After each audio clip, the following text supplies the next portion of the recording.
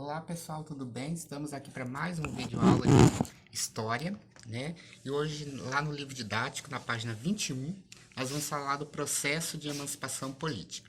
O vídeo que eu postei a semana passada, na última aula, vocês perceberam, né, que era um vídeo que discutia sobre as questões que levaram ao processo de independência dos Estados Unidos, né? Discutir a organização das 13 colônias aqui na América do Norte e também o enrijecimento das leis propostas pela Inglaterra em relação aos colonos das 13 colônias, né? Que foi a lei do açúcar, a lei do chá e a lei do selo, que eram formas da Inglaterra conseguir dinheiro para seus caixas, já que estava em crise, né? Então fez essas taxações de todo o material impresso, todo o material escrito, livros e documentos que entrasse nas colônias, tivesse que ser adquirido um selo pelos colonos e esse selo arrecadaria impostos para a Inglaterra. Mesma coisa a questão do açúcar, né? Para quem não comprasse açúcar de beterraba produzido pela Inglaterra e mais sim comprasse açúcar das Antilhas, teria uma taxação de impostos. Isso era uma forma dela garantir a vida do produto dela e também arrecadar dinheiro com os impostos do açúcar vindo da região da América Central, tá?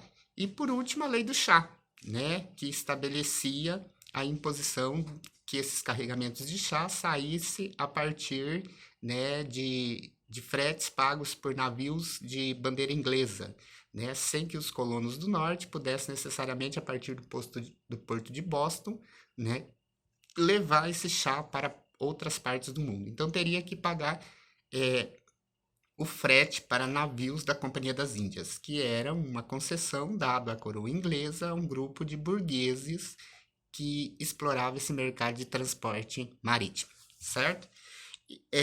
Então, lá no vídeo também vocês perceberam, né, que o pessoal se reuniu das colônias, mandaram uma petição ao rei, pedindo para que o rei revogasse, principalmente sobre aquele episódio do chá, que queimaram o chá e jogaram o chá no oceano, né? E o rei mandou uma nova lei dizendo que os culpados por aquilo teriam que ressarcir todos os prejuízos causados às companhias burguesas da Inglaterra, né? Eles não aceitaram essa proposta e o rei então editou as chamadas leis intoleráveis, né, que propunha que todos os culpados pelo incidente do Porto de Boston fossem julgados, né, na Inglaterra, que não pudessem ser julgados aqui na América, nas 13 colônias. Também não aceitou nenhum tipo de pedido de revogação, né, dos crimes cometidos, e isso criou um atrito entre as 13 colônias e a Inglaterra.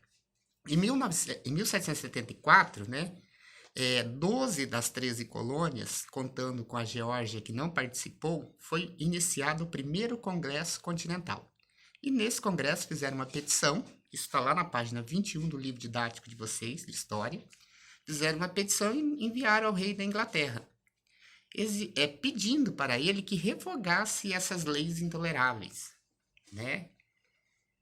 Como ele não aceitou, né, houve logo de início um rompimento e a criação de grupos armados nas 13 colônias que estavam dispostos a lutar. Mas nesse processo de pedida da revogação das leis intoleráveis, fica bastante claro que eles estão tentando um acordo ainda. Não tem uma definição de rompimento político com a Inglaterra, na condição enquanto as 13 colônias, né, de colônias inglesas.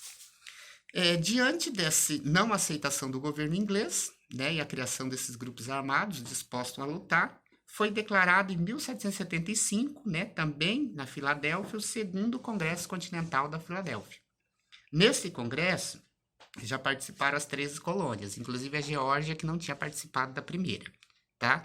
E daí no dia 4 de julho de 1776, que é caracterizado oficialmente o dia da independência dos Estados Unidos, a gente vê todas as comemorações ali, né? Eles fazem um dia mesmo de comemoração e de consciência desse processo de libertação da Inglaterra. Foi declarada a independência, né? E essa independência, na verdade, a partir dessa declaração já se trava uma guerra com as tropas inglesas. E sabe que isso não vai ser fácil, porque a Marinha tem um grande período de lutas e guerras já travadas com outros países, inclusive com a França, com a Espanha, né? E ela tem um exército muito bem formado, muito bem treinado e uma experiência militar muito grande.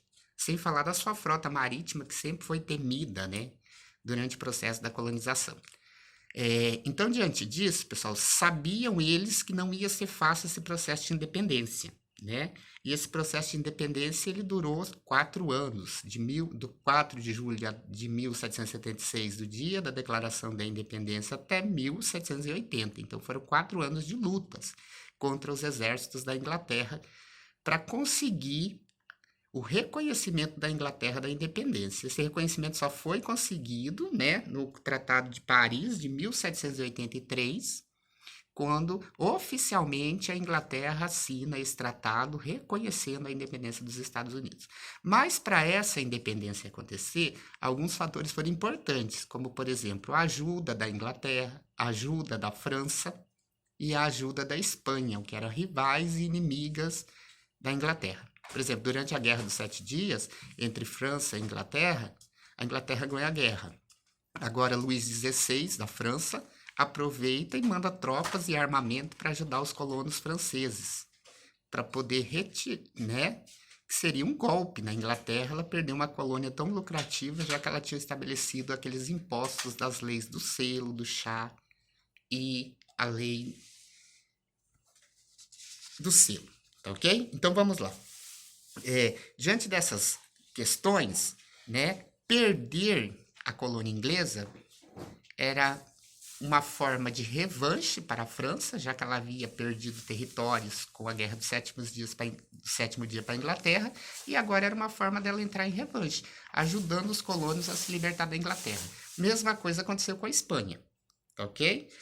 Ali no quadro, na página 21, você tem o homem que liderou todo esse processo, né, de luta, que é o George Washington, tá? Ele está sendo colocado como uma figura napoleônica, né? Aquela famosa pintura do Napoleão no seu cavalo branco. Você vê como que ele está imponente num barco, travando uma batalha contra os navios ingleses, a marinha inglesa, que tentava não deixar que o processo de emancipação política das 13 colônias acontecesse.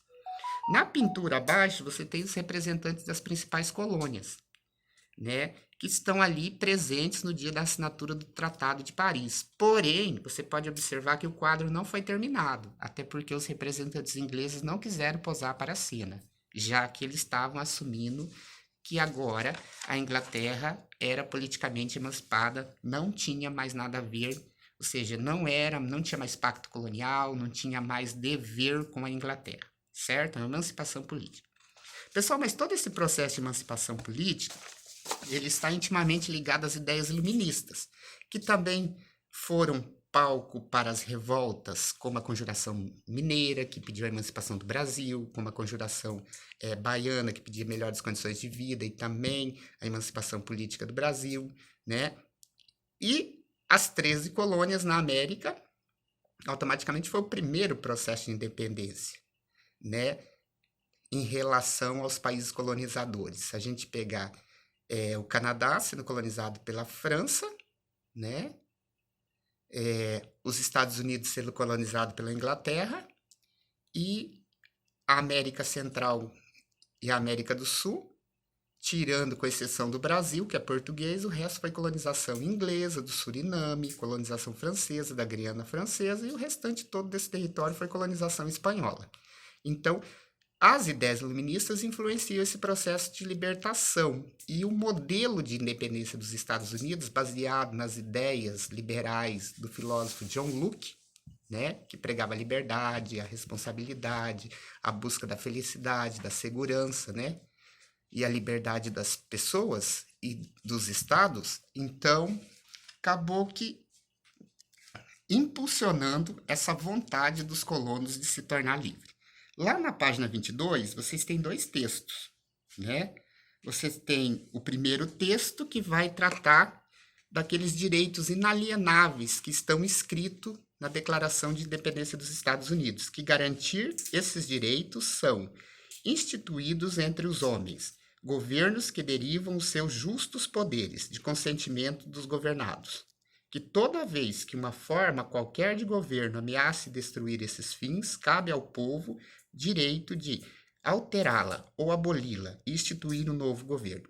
Então, as ideias iluministas estão presentes nesse texto, ou seja, nenhum povo pode ser subjugado por outro povo, nenhum Estado tem o direito de arcar com impostos para o benefício de outro Estado, né? Então, fala de liberdade, fala de razão, de racionalismo, né? De emancipação política dos países, e isso é um fato que está presente na independência dos Estados Unidos. Como no texto de baixo também, ó, tá lá, ó, direitos inalienáveis, aqueles direitos que não podem ser contestáveis, que são direitos próprios de cada homem e que ninguém pode passar por cima desses direitos.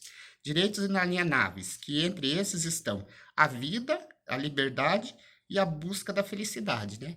Pronunciado por John Locke, passa a ser uma parte, né? Antes era um manifesto iluminista e passou a fazer parte da Declaração de Independência dos Estados Unidos. Pessoal, então é isso. Vocês têm as atividades aí e qualquer dúvida nas videochamadas, a gente sana isso.